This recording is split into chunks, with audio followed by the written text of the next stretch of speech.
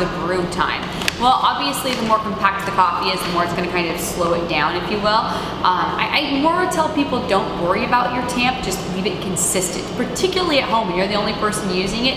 As long as you tamp, you flip the portafilter over and the coffee stays in, don't adjust your tamp, it's fine. But it should never be something where you say, oh, my shot's running too fast, so I'm gonna tamp harder or tamp lighter. No, there's more important things that you should be adjusting, like your grind or your brew time. So focus on those, just leave your tamp consistent. How blonde should the coffee get? When it becomes sort of light tan, is that the right point for the end of the shot, or does that mean you've actually gone past the end of the shot and should have stopped earlier? Totally depends on the coffee. There's not one magical little color cue that I could tell you to go for. Ultimately, it comes down to taste. So if you're stopping it at the right point when you're tasting it, does it taste bitter in the finish, or does it taste clean in the finish? Does the shot taste short and kind of sour and underdeveloped, or does it taste good? That's what you want to focus on. Another way and another reason that we've really started to use scales so much in the past few years as baristas is because it helps us put a more objective idea to, hey, is my shot done? Because color is so subjective, because even volume is very subjective. Based on the freshness of the coffee and the amount of crema, that objectivity of a scale to help me say, yes, I'm hitting a 2 to 1, really helps us, allows baristas to be more consistent. So bringing me to the next question, do I really need a scale? No, you absolutely don't need a scale, but a scale is a great tool to use. Just like, can you bake without measuring cups? Sure, you could like grab a handful of flour and be like, this is about a cup. I mean, that's kind of what you're doing when it comes to not using coffee without scales. You can absolutely make good coffee. When I make coffee at home, truth be told, I rarely make it with a scale. But if I want to kind of dial in my coffee and say, all right, I really want to get a great shot today, then yeah, I use scales to help get me there. I don't rely on them. I don't use them as a crutch, but I think they're an invaluable tool to help making better coffee. I struggle with brew ratios. I use entry-level equipment to Sylvia and a Vario grinder. I weigh my dose and time my shots. At 30 seconds, I have 70 mils of liquid, including crema, but the weight is consistently 45 grams for a 17-gram dose. What am I doing wrong?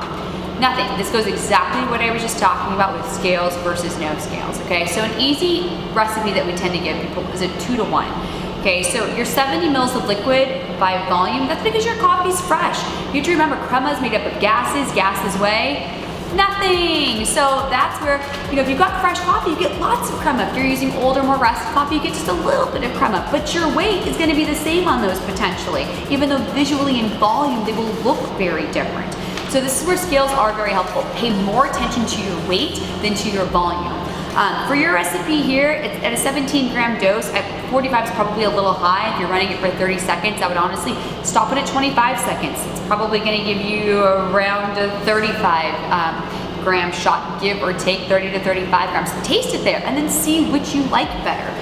Taste it difference-wise, it's probably gonna have a little less bitter to it, probably a little bit cleaner aftertaste is my guess, but taste them and see which you like better. But you're not doing anything wrong, you're right on the right track.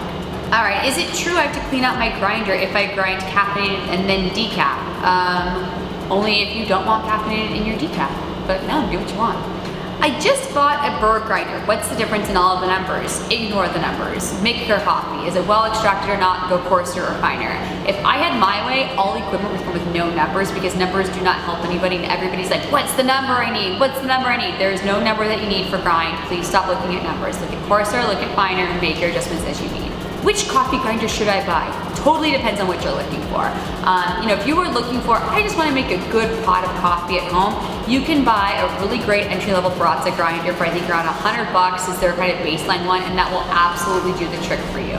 If, however, you say, I'm looking to do espresso at home, and then another day I want to do a Chemex, and another day I want to do an AeroPress, you definitely want to invest in a slightly higher end grinder because you want to be able to get more kind of nuanced changes within your grind setting. You want to be able to go finer, and you want to be able to maintain that. There's also the idea if you're doing espresso at home, having something that weighs for you, like either Breville sells one that does that, and Baratza does as well, the Forte. Something like that is worth the investment because it gives you that consistent volume that you need every time, so you're not having to go from this little container into your portafilter and making a grounds mess all over the place.